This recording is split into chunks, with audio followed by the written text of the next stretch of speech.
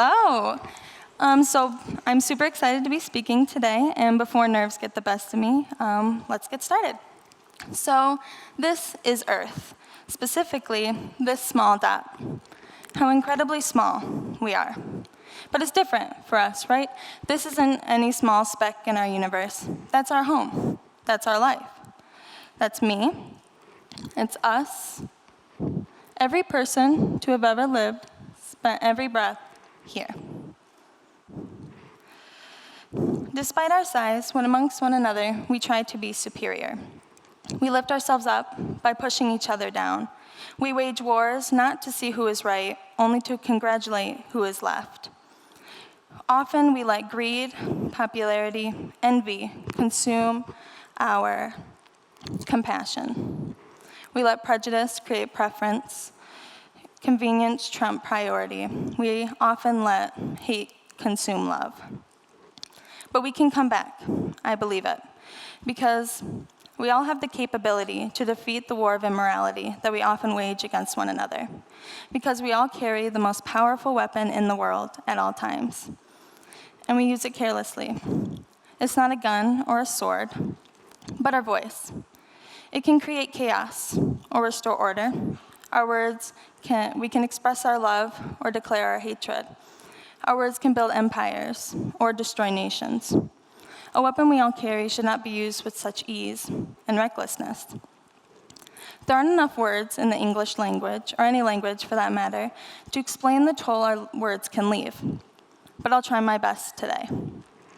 So of the 13 years that I've been in school, kindergarten to now senior year, I was bullied for 7 of them. I was called a variety of names, pushed, kicked, and most memorable was they'd take my head and smash it into the windows of the school bus. I would come home crying every single day, and I begged my family to homeschool me. But being that my mom worked in the medical field and my dad was a mailman, the favor was impossible. So I endured the same torment the next day. I was a small kid, so I didn't think I would win if I fought back. So I sat there silent. This is me. I was 5 years old when I was first bullied, and to this day, being almost 18, I can recite what they said to me verbatim. This little girl was just like you. She was learning to ride her bike without training wheels and tie her shoes to the bunny ear song. She was being taught how to write her name as she experienced her first year in kindergarten. But while most of us worried what our mom had packed us for snack that day, I feared the bus ride home. This little girl never understood why they did what they did, but she also never said stop. One word, a word we've been saying since we were, 2, 3 years old? One word could have possibly made the difference. Instead, I zipped my lips, I braced for their fists, while everyone else turned their head. No one came to save me, so I had to be my own hero. I had to learn that words spoken in malice can hurt more than broken bones, while words spoken in strength, rooted in kindness, are more powerful than we often realize. My heroes didn't come in with capes or have the ability to rewind time to reverse the insults. They were people just like you.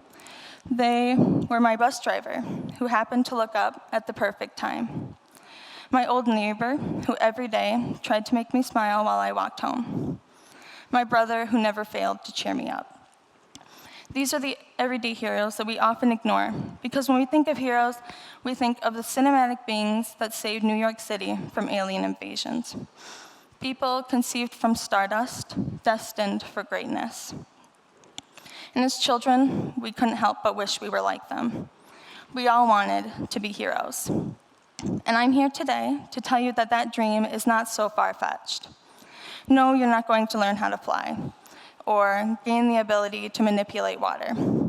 But in this world, we're not going to need a group in spandex to save our city or even reverse a snap.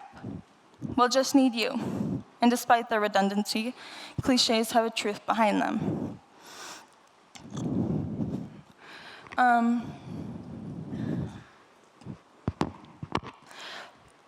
You can be the hero. So what's stopping you? There are vicious people in this world that hope to spread pain and do. Whether it be your school bully, an online troll, your pessimistic partner, unforgiving family, and many more. Well, there's your villain. What's your power? A voice is all you'll need. You only need two things in this world to be a hero. So I ask again, what's stopping you? You can be the hero. You can save yourself from a situation or rescue someone from theirs. Whatever you're going through, stress, shame, guilt, you're going through it. Motivate yourself, empower yourself. Don't be your own villain. Don't let the doubts of others become your own limitations, because people often only tell you what you can't do until you prove them wrong. People told me I was dumb and I wouldn't amount to the dreams I had set for myself. They made fun of the difficulty I have articulating my beliefs. They shouted it across the hallways and across and out the school bus windows. And for a long time, I believed them. I stayed in the bubble that they made for me, trapped in the thoughts that slowly became my own. Even after I moved schools, I always found myself warning myself to not be a failure. I then realized that I had become my own bully. I needed to learn that I shouldn't distort my own personality due to other people's perspectives, and to forget the words spoken against me. I had to save myself from that situation and be my own hero.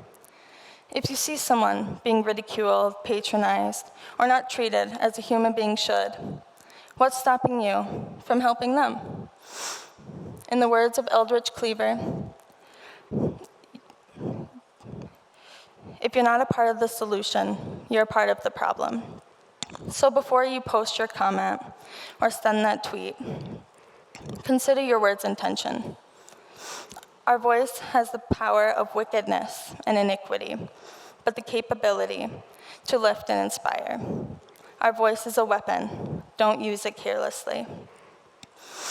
As we zoom out of our nation to the different countries, we realize the destruction and progress our voice has the ability to have on all the people that live on this earth, on this small dot.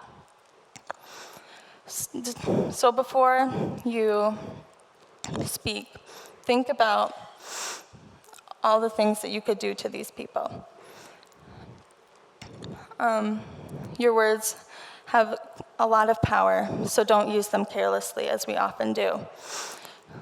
With the time we have on this earth, we should fight to make it better. Despite how small we are, we can all be heroes. Thank you.